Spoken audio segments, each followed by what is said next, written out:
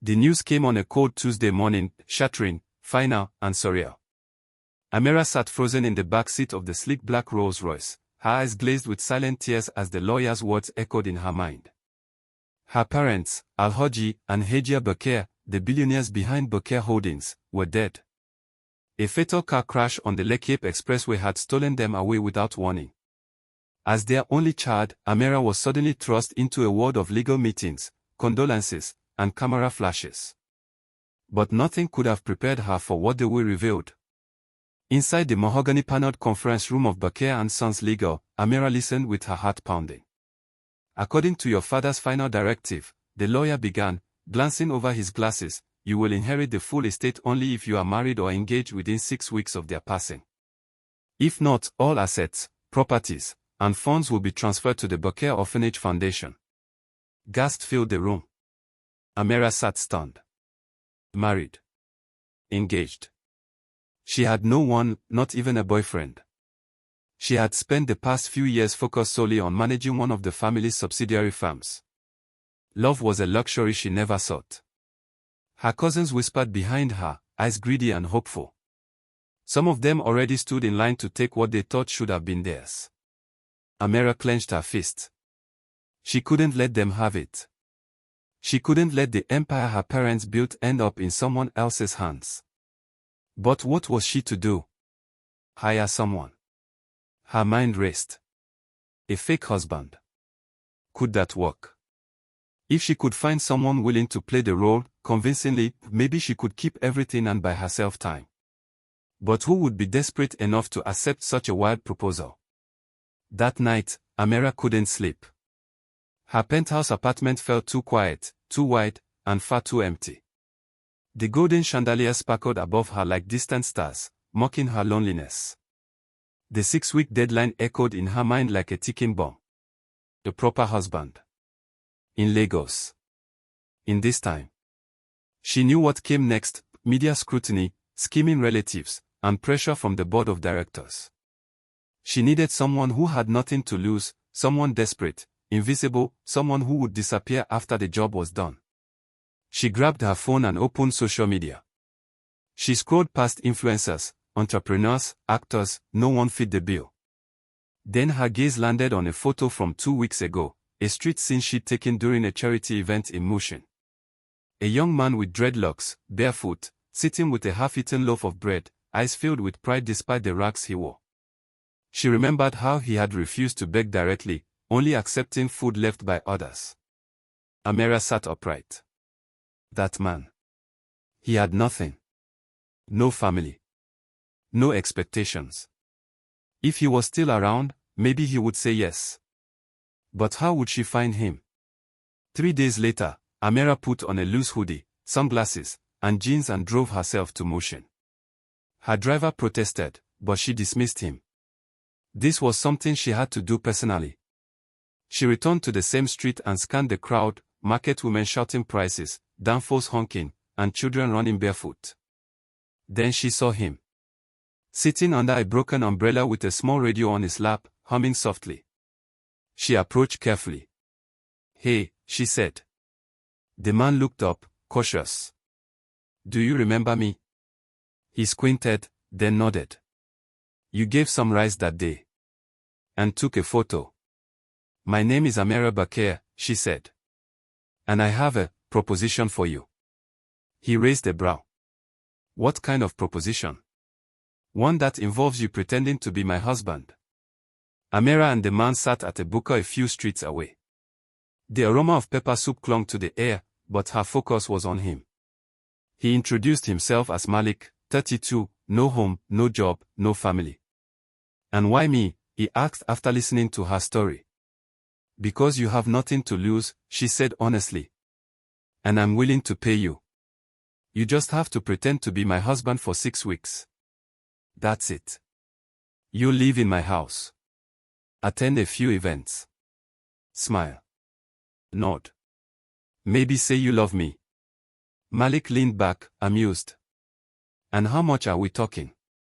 5 million naira. Half now. Half when it's done." His eyes widened. "You must be desperate." I am, she said, not flinching. He was silent for a moment, then extended his hand. Dio. But no kissing. And don't expect me to bow or wear a suit. We'll work on that, she said, shaking his hand. Amira took Malik to a private stylist that afternoon. He stood stiffly as Taylor circled him with measuring tapes. I feel like a chicken in a market, he muttered. She chuckled. It's just clothes, she said. This cost more than what I've seen in a year. Soon, Malik stood before the mirror in a crisp agbada made of royal blue or oak, his hair neatly braided. His rugged charm now looked regal. He stared at himself in disbelief. Who is this? You, Amira said. Or at least the version we're selling. She also hired a coach to teach him dinner etiquette, posture, speech patterns. Malik stumbled through it, occasionally rolling his eyes. But deep down, he tried, he practiced. Maybe because 5 million naira was on the line. Or maybe because something in him wanted to be more. Their first public appearance was at a charity gala held in Lekki. Amira arrived with Malik on her arm, dressed in a stunning wine-colored Ankara dress with gold embroidery. Malik wore a tailored kaftan, his dreadlocks tied back neatly. The cameras clicked. Heads turned. Who's that? Someone whispered. Amira has a man. Amira smiled graciously and introduced him to a few CEOs. Malik shook hands awkwardly but managed to hold his own. He said little but smiled often. To her surprise, he even pulled out her chair at dinner. Later that night, as they left the event, Amira sighed in relief. You did well. I didn't choke on the fancy food, Malik said. I take that as a win. She looked at him, surprised at how natural it all felt. News of Amira's sudden engagement spread like wildfire. Headlines screamed, Bakir heiress engaged weeks after parents' death. Her phone buzzed endlessly, friends she hadn't heard from in years suddenly reappeared. One even asked for Malik's number. But not everyone was pleased. Her uncle, Chief Lonra, visited the house with 2 of his sons, clearly angry. You think we'll let you deceive the family with this street boy, he spat. This is my life. My fathers who didn't say I needed your approval, Amira responded coolly. Malik stood beside her, silent but tall. When Chief Lonra tried to insult him, Malik simply said, I may be poor, but I have dignity. Don't confuse silence for weakness. Amira felt a strange surge of pride as they walked her uncle out. Living together wasn't easy. Malik had never been in a house with 10 bedrooms, multiple housekeepers, and a swimming pool. He slept with one eye open the first few nights, afraid it was all a dream. But he began to adjust. He cooked his own food, played loud Fuji music in the kitchen, and once taught the maid how to play card games. Amira would scold him, but she smiled more often now. One evening, after dinner, they sat watching TV. Amira glanced at him. You're settling in. He shrugged. Still feels fake. Like I wake up under a bridge again. She didn't know what to say. But when their hands brushed on the couch, neither pulled away. Amira's ex-fiancé, Ted, returned from London after hearing the news. He showed up at her house unannounced. Tall, smooth-talking, and wearing an expensive suit, he sneered when he saw Malik. This is your fiancé. Amira, are you joking? Why are you here, Ted? I made a mistake leaving you. I want you back. I'm engaged now. To someone I actually trust. Ted laughed bitterly. This man isn't real. You're faking it. Everyone can see it. Amira stood firm. Then let them. I don't need your validation. Later, Malik asked, did you ever love him? I thought I did, she said. But he only ever loved the idea of me. Amira's birthday arrived quietly. She told Malik she didn't want anything big, just a quiet day. But to her surprise, he gathered the staff, decorated the garden with balloons, and cooked jollof rice himself. She laughed when she saw the handmade "Happy Birthday, Boss Madam" banner. You did all this. I may not know fancy things, he said, but I know how to celebrate people who deserve it. They danced under the garden lights, barefoot on the grass. For a moment, everything felt real. That night, as they sat by the pool, Amira whispered, "This may be fake, but thank you for making it feel like home." Malik looked at her, his voice soft. "Maybe it's not so fake anymore." Malik couldn't sleep. That night, he found himself staring at the ceiling of the luxury guest room, memories from the streets crawling back into his mind. He had lived in shadows for so long, begging, dodging police, surviving on scraps. And now, he was in a mansion with marble floors and chandeliers. He wondered if he even belonged here.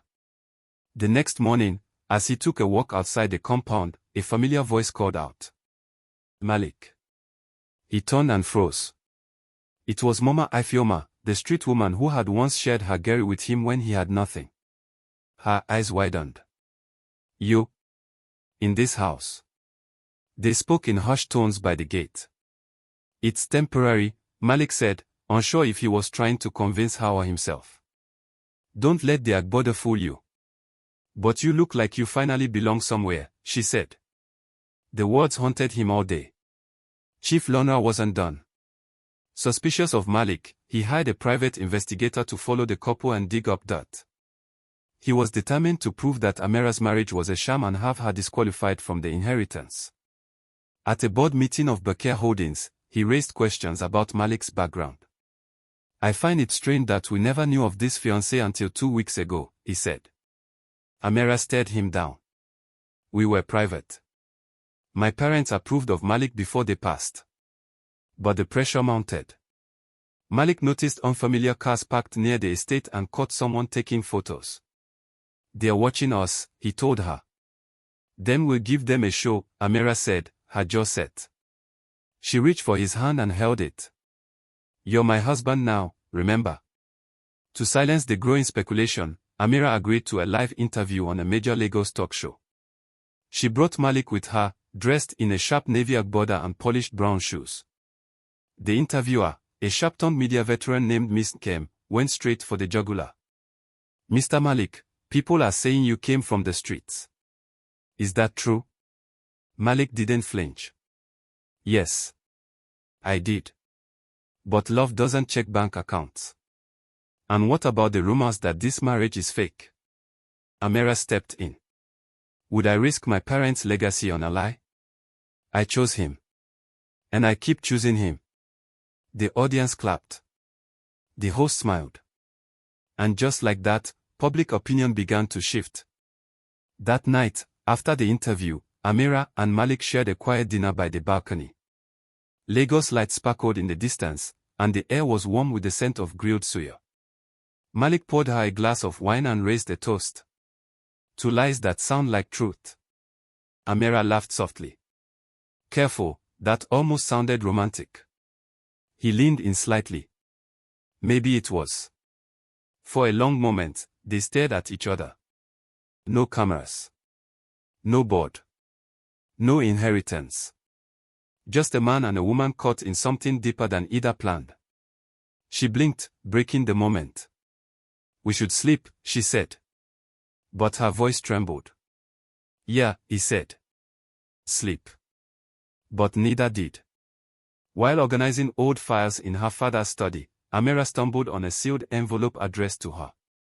Inside was a letter written months before the accident. Her father had suspected someone was trying to sabotage the company from within, and that he didn't trust Chief Lorna. "I built this empire for you," the letter read. "But watch those closest to the bloodline." Amira's hands shook. She remembered the fake smiles at family dinners, the boardroom sabotage, the legal pressures. Was the inheritance clause her father's way of protecting her from being overtaken? She hid the letter in her room and realized, this was bigger than pretending. This was war. One night, Amira and Malik returned from an event to find the compound's front gate slightly ajar. The guards were unconscious, sedated. Amira panicked. "Is someone inside?" They crept through the mansion together. Everything looked untouched until they reached her bedroom. The safe had been forced open, and her father's letter was gone. "Who knew about the letter?" Malik asked. "No one," she whispered. But someone clearly did. Malik inspected the ground. Tire tracks. Whoever it was didn't come to steal money. They wanted something specific. Amira's stomach turned. Lonra.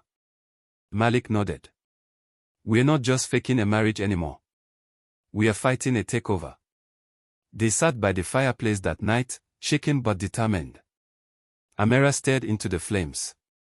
You could leave now. You've done your part. I still pay you. Malik scoffed. And let your uncle win. No. But why stay? He looked at her. Because for once, someone gave me a name. A place. A chance. You treated me like more than a beggar. And now you're in danger. I'm not walking away. Amira swallowed hard. This was supposed to be fake. Maybe it still is, he said. But it feels real. She touched his hand, and for the first time, he didn't let go. With pressure mounting and the inheritance deadline approaching, Amira knew they needed to make their relationship legally binding. She stared at the marriage certificate on the table. It all felt surreal. Malik scratched his head. You sure about this? Once we sign, there's no going back. I'm already in too deep, she whispered. The registrar arrived quietly that afternoon. No fanfare. No guests. Just them and 2 witnesses from the household staff. Malik signed first. Then Amira. As they exchanged simple vows, something inside her cracked. When it was over, they stood in silence, newly married. To war, Malik said. To survival, Amira replied. Amira's assistant, Tolu, whom she had trusted since university, was acting strange. He avoided eye contact, made excuses during meetings, and often stayed late in the office. Malik noticed it first.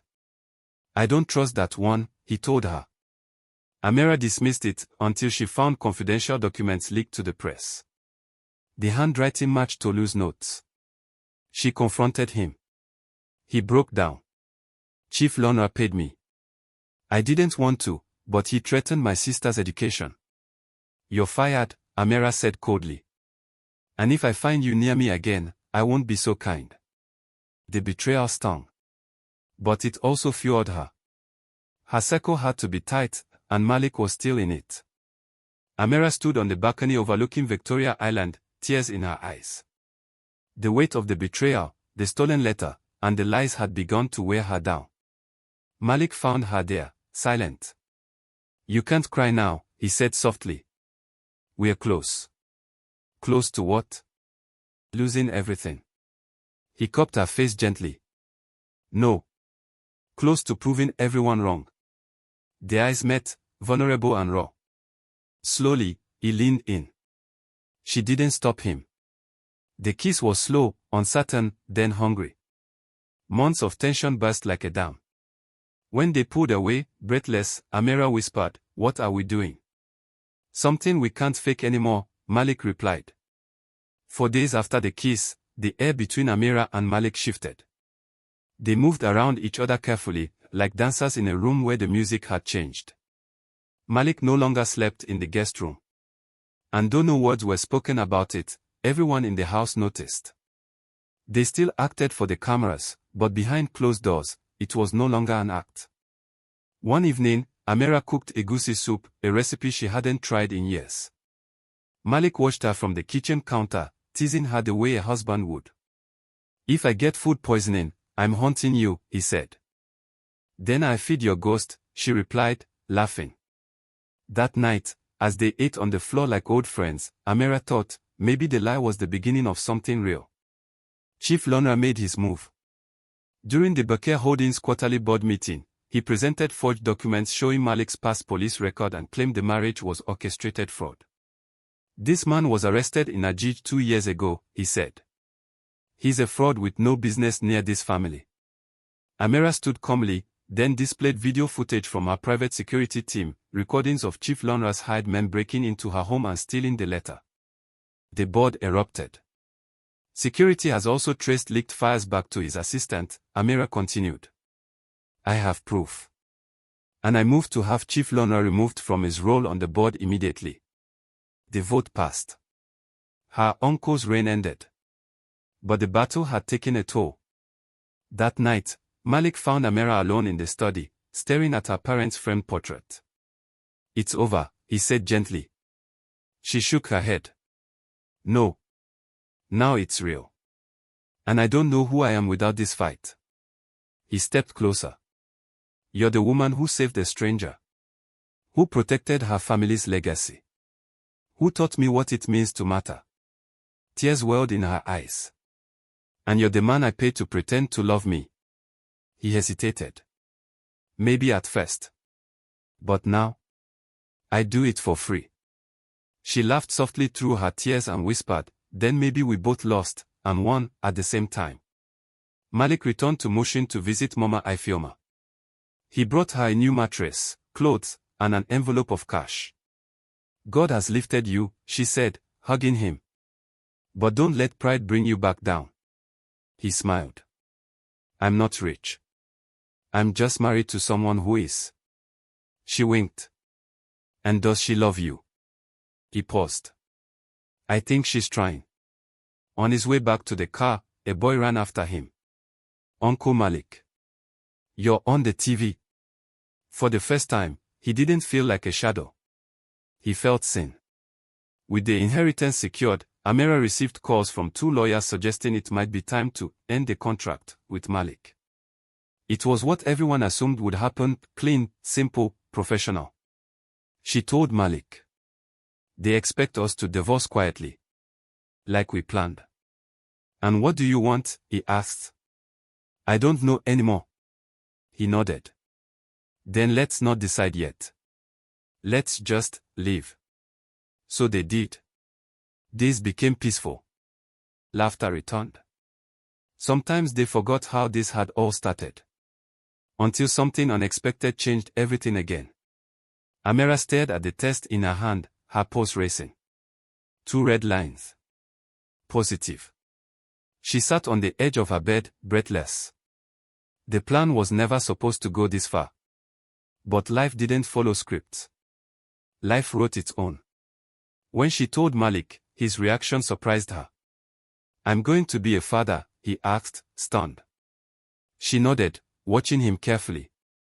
And then, to her shock, he smiled. A full, joyful, genuine smile. "Then I need to start learning how to be more than a fake husband." He held her hand. "Let me be real, for you. For this baby. For us." A week later, an anonymous package arrived at the mansion. Inside was the original letter from Amira's father, the one Chief Lorna stole. There was also a handwritten note. "Your father trusted you for a reason. Forgive me. I was weak."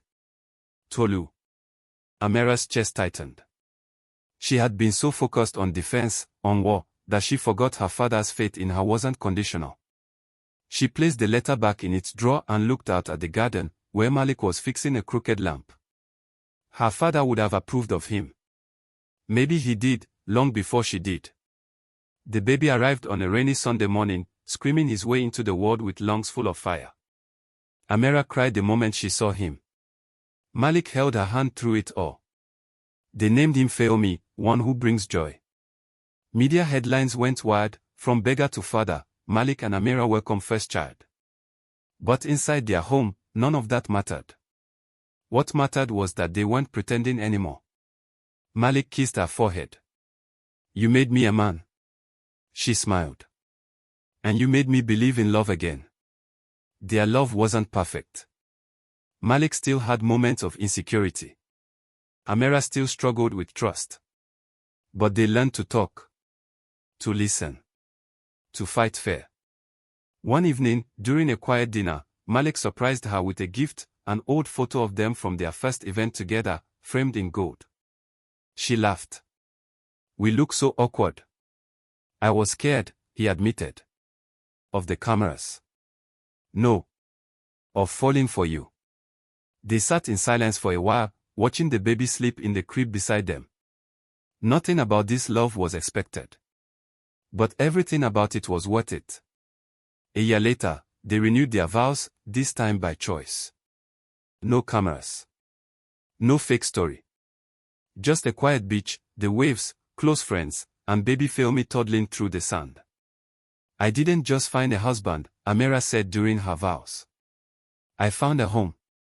Malik held her hand, smiling. And I found a reason to believe in myself. They kissed, real, raw, and right. The girl who once hired a beggar to fake love had found a man who loved her beyond all doubt. And the beggar who once had nothing now had everything, a family, a future, and a forever. The end.